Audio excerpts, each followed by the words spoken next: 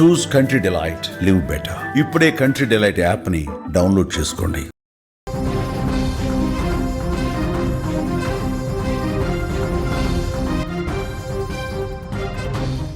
Breaking news చూస్తున్నాం. Trump మరోసారి over action చేశాడు. భారత్ పాక్ యుద్ధం తానే ఆపానంటూ కరుకూతలు కూస్తున్నాడు. భారత్ను బెదిరించి యుద్ధం ఆపానంటూ వెల్లడిస్తున్నాడు. పాకిస్తాన్పై కూడా అదే మాట. ట్రేడ్ డీల్ పేరు చెప్పి ఇద్దరిని భయపెట్టానని ప్రకటిస్తా ఉన్నాడు.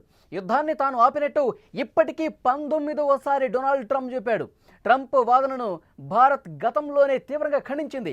భారత్ ఎప్పుడూ కూడా మధ్యవర్తిత్వాన్ని కోరుకోలేదు, మధ్యవర్తిత్వాన్ని ఎప్పుడూ కూడా అంగీకరించలేదని చాలా స్పష్టంగా ప్రధాని మోదీ చెప్పినటువంటి పరిస్థితి. కోతల రాయుడు మళ్ళీ అవే కారు కూతలు కూస్తున్నాడు.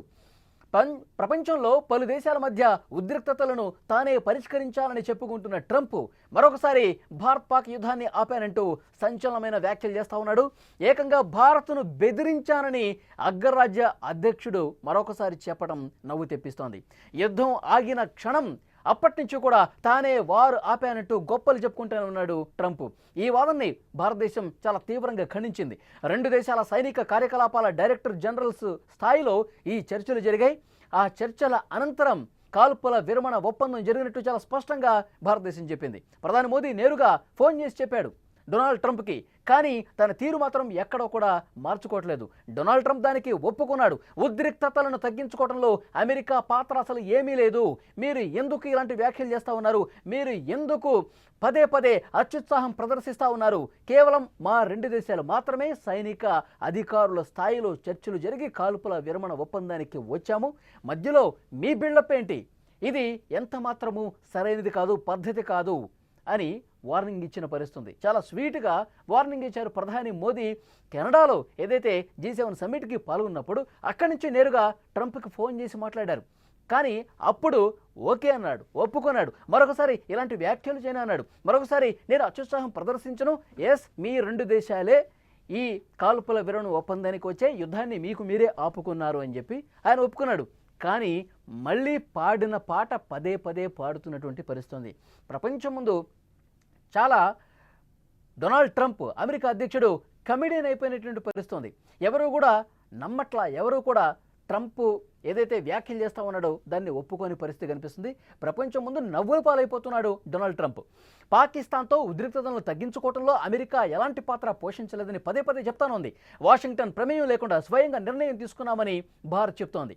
గత వారం ట్రంప్తో జరిగిన 35 నిమిషాల ఫోన్ సంభాషణలో కూడా ప్రధాని ఇదే విషయాన్ని చెప్పారు. భారత్ ఎప్పుడూ మధ్యవర్తిత్వాన్ని అంగీకరించలేదని, భవిష్యత్తులో కూడా అంగీకరించబోదని చెప్పారు. కానీ తుంటారి ట్రంప్ మాత్రం యుద్ధం నేనే ఆపా, నేనే చర్చలు జరిపా, లేదంటే మీ రెండు దేశాలతో నేను వాణిజ్య ఒప్పందాలు చేసుకోను, ట్రేడ్ డీల్ ఏమీ ఉండదు, మీ దేశం నష్టపోతుంది అంటే అప్పుడు దిగొచ్చాయంటూ పదే పదే ఓవర్ యాక్షన్ చేస్తానన్నాడు. కానీ ఇలాంటి పనికి మాలిన చెత్త వాగుడు కట్టి పెడితే మంచిది అని దేశ ప్రజలు కూడా ట్రంప్ని ఏకిపారేస్తున్నటువంటి పరిస్థితి. సోషల్ మీడియాలో ట్రంప్ విధానాలకు సంబంధించి, ట్రంప్ వైఖరికి సంబంధించి దుమ్మెత్తి పోస్తున్నటువంటి పరిస్థితి ఉంది.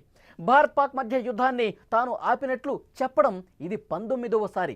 ట్రంప్ చెప్పిన కొత్త విషయం ఏంటంటే ట్రేడ్ డీల్ను చూపి యుద్ధాన్ని నిలువనిచ్చినట్టు అతను చెప్తా ఉన్నాడు. భారత్ పాక్ మధ్య ఘర్షణ అణుయుద్ధం వరకు చేరే ప్రమాదం ఉందని గ్రహించి ఇలా కొనసాగితే రెండు దేశాలతో నేను వాణిజ్య ఒప్పందాలు చేసుకోను, తెంచుకుంటాను అని చెప్పి యుద్ధాన్ని ఆపినట్టుగా చెప్తా ఉన్నాడు. కానీ చాలా స్పష్టంగా ప్రధాని మోదీ ఫోన్లో చెప్పారు, మీరు ఇలాంటి బిల్డప్లు తగ్గించుకుంటే మంచిది, మీరు ఈ విధంగా అత్యుత్సాహంతో మాట్లాడటం అనేది మంచి పద్ధతి కాదు, ఇంకొకసారి ఇలాంటి వ్యాఖ్యలు చేయొద్దు అని చాలా ఖరాఖండిగా చెప్పినప్పటికీ కూడా ట్రంప్ మళ్ళీ ఇదే విధంగా మాట్లాడుతున్నాడు. 19వసారి మాట్లాడాడంటే ఆయన వైఖరి ఏ విధంగా ఉందో, ఆయన మైండ్ సెట్ ఏ విధంగా ఉందో, ఆయన అసలు ప్రపంచంలో మన గురించి ఏమనుకుంటున్నారు, నేను అమెరికా అధ్యక్షుడిని, పెద్దన్న పాత్ర పోషించాల్సిన అవసరం ఉంది, ఇలా చిల్లరగా బిహేవ్ చేయకూడదు అని ఆయన తెలుసుకొని ఉండాలి. కానీ అలాంటిదేమీ లేకుండా ఎంత నవ్వులు పాలైనా సరే, ఏ విధంగా ప్రపంచ దేశాలు నవ్వుకున్నా సరే, విమర్శలు చేసినా సరే, నన్ను చాలా చిన్న చూపు చూసినా సరే, ఒక కామెడీ పీసగా నన్ను చూసినా సరే నా వైఖరి మార్చుకోను, ఇదే విధంగా నేను వ్యాఖ్యలు చేస్తూ ఉంటా. ఇది ఆయన చాలా స్పష్టంగా కనిపిస్తూ ఉంది ఆయన పద్ధతి. అసలు ఏం జరిగిందో ఒక్కసారి మీకు ఒక్క నిమిషం ఎక్స్ప్లెయిన్ చేసే ప్రయత్నం చేస్తా. పదే ట్రేడ్ డీల్ చూపి వాణిజ్య ఒప్పందాలను మీ రెండు దేశాలతో చేసుకోను అంటే అప్పుడు వీళ్ళు యుద్ధానికి ఆగారు అని చెప్పుకుంటూ ఉన్నాడు డొనాల్డ్ ట్రంప్. కానీ వాస్తవ పరిస్థితులు ఏంటి? ఎప్పుడైతే పెహల్గాం ఉగ్రదాడి జరిగిందో ఆ తర్వాత సమయం కోసం వేచి చూసింది భారత్. వేచి చూసి చాలా కరెక్ట్గా గురి చూసి అక్కడ ఉగ్రవాద స్థావరాలు ఏవైతే ఉన్నాయో పాకిస్తాన్లో, ఆ ఉగ్రవాద స్థావరాల మీద చాలా అద్భుతమైనటువంటి దాడి చేసింది. ఆపరేషన్ సింధూర్తో ఉగ్ర మూకలు, ఉగ్ర స్థావరాలు, ఉగ్రవాదులు తలదాచుకున్నటువంటి ఆ స్థావరాలన్నింటినీ కూడా తునాతునకలు చేసేసింది, ధ్వంసం చేసేసింది. అంతర్జాతీయ ఉగ్రవాది మసూద్ అజర్ ఫ్యామిలీకి సంబంధించి 10 మందిని ఆన్ ది స్పాట్ లేపేసినటువంటి పరిస్థితి. ఎందుకంటే పెహల్గాం ఉగ్రదాడి తాలూకు మిగిల్చినటువంటి విషాదం, కన్నీళ్లు దేశం మొత్తం కూడా చాలా చాలా తీవ్ర మనోవేదనకు గురైనటువంటి పరిస్థితి. సో పాకిస్తాన్కి బుద్ధి చెప్పాలి. ఉగ్రవాదుల్ని ప్రోత్సహిస్తున్న ఉగ్రవాదులతో అంటకాగి మన దేశం మీదకు ఉసిగొలుపుతున్నటువంటి పాకిస్తాన్కు చాలా బలమైనటువంటి దాడితో, చాలా బలమైనటువంటి చర్యతో గుణపాఠం చెప్పాలని చెప్పి మనం ఉగ్రవాద ముఖల మీద, స్థావరాల మీద దాడి చేసి తోనాతోనకలు చేశాం. ఆ తర్వాత పాకిస్తాన్ యుద్ధానికే కాలు దువ్వింది. మన మీద, మనం వాళ్ళ ఉగ్ర స్థావరాల మీద దాడి చేస్తే వాళ్ళు ఏం చేశారు? మన సైనిక స్థావరాల మీద అటాక్ చేసే పరిస్థితి వచ్చింది. ఆ తర్వాత వెంటనే వాళ్ళు ఎప్పుడైతే దాడి మొదలు పెట్టారో వెంటనే మనం బ్రహ్మోస్ క్షిపణులతో, S-400తో, యుద్ధ విమానాలతో అలు పెరగకుండా మన సైనికులు త్రివిధ దళాలు పనిచేసి పాకిస్తాన్ చేసినటువంటి చర్యలను కూడా గాల్లోనే మట్టుబెట్టినటువంటి పరిస్థితి ఉంది. దీని దాడి తట్టుకోలేక ఈ విధంగా భారతదేశం అద్భుతమైనటువంటి అటాకింగ్ పవర్కు కదులొచ్చి ముందుకొచ్చి ఇక మేము యుద్ధం చేయలేము, భారత్తో కలిసి మేము యుద్ధం చేయాలంటే మా దేశాన్ని మేము సర్వనాశనం చేసుకున్నట్టే అని చెప్పి సరిహద్దు ప్రాంతానికి కొంచెం దూరంగా తెల్ల జెండాను ఎగురవేసింది. మేము శాంతికి ముందుకొస్తా ఉన్నాం, దయచేసి ఈ యుద్ధాన్ని ఆపు చేయండి, మా దేశం మీద మీ సైనికులు చేస్తున్నటువంటి అటాక్ని మేము ఇక ఓర్చుకోలేం, దయచేసి ఆపండి అంటూ కాళ్ళబేరానికి వచ్చింది పాకిస్తాన్. ముందుగా అటువైపు నుంచే వాళ్ళ సైనిక అధికారుల నుంచే సమాచారం అందించారు. ఆ తర్వాత మనం కూడా మన సైనిక అధికారులతో సమాచారం పంపించి హాట్లైన్లో మాట్లాడుకుని ఈ యుద్ధాన్ని నిలుపుదల చేసినటువంటి పరిస్థితి ఉంది. ఇది జరిగింది. మన దెబ్బ తట్టుకోలేక కాళ్ళబేరానికి వచ్చింది. ఇప్పటికే సింధు నదీ జలాల ఒప్పందం కూడా మనం నిలిపివేశాం, అటాకింగ్ చేశాం, వాళ్ళు తట్టుకోలేకపోయారు, కాళ్ళబేరానికి వచ్చారు. యుద్ధం వద్దు మొర్రో అని పాకిస్తాన్ అన్నది. అలా యుద్ధం ఆగింది. ట్రంప్ ఏమంటాడు? నేనే యుద్ధాన్ని ఆపేశాను, నేను వాణిజ్య ఒప్పందాలు చేసుకోనంటే అప్పుడు వీళ్ళు దిగొచ్చారు, అణ్వాయుధాలు కలిగిన 2 దేశాల మధ్య లేదంటే యుద్ధం తీవ్రస్థాయిలో వెళ్ళిపోయేది, దీన్ని నేనే ఆపాను, నేనే ఒక శాంతి కాముకుణ్ణి, ఈ విధంగా ప్రకటనలు చేసుకున్న పరిస్థితి. ఇప్పుడు ఇరాన్ ఇజ్రాయెల్ విషయంలో కూడా అదే చెప్తా ఉన్నాడు ఆయన. రష్యా యుక్రెయిన్ విషయంలో కూడా అదే చెప్తా ఉన్నాడు. ఎక్కడ ఏ 2 దేశాల మీద ఉద్రిక్తతలు ఉంటే ఆ 2 దేశాల మధ్య తల దూర్చేసి నేనే యుద్ధం ఆపాను అని ఎందుకు ప్రకటన చేసుకుంటున్నాడు? ఎందుకంటే ఆయనకి నోబెల్ శాంతి బహుమతి కావాలి, దాని మీద ఆయనకు కన్నుంది, దాని మీద ఆయనకు మనసు ఉంది. కానీ ఇచ్చే పరిస్థితి లేదు కదా. ఒక కామెడీ పీస్కి నోబెల్ శాంతి బహుమతి ఎవరైనా ఇస్తారా? ఉద్రిక్తతలు రాజేస్తున్న వాళ్ళకి ఎవరైనా ఇస్తారా? శాంతి శాంతి అంటూ ఉంటాడు. 2 దేశాలు ఈ విధంగా కొట్లాడుకోవడం కరెక్ట్ కాదు, నేను దాడి చేయాల్సిన పరిస్థితి వస్తుందని ఇరాన్ ఇజ్రాయెల్ వార్లో ఏం జరిగింది?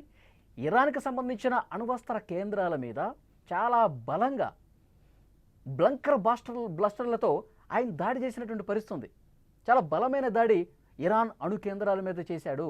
అంతకు ముందు రోజే పాకిస్తాన్ ఆర్మీ చీఫ్ మునీర్ ఏమన్నాడు? ఇతనికి నోబెల్ శాంతి బహుమతి ఇవ్వాలి, ఎందుకంటే భారత్ పాకిస్తాన్కి సంబంధించి ఈ ట్రంప్తో కలిసిపోయాడు కదా, లంచ్ మీట్ కూడా చేశారు.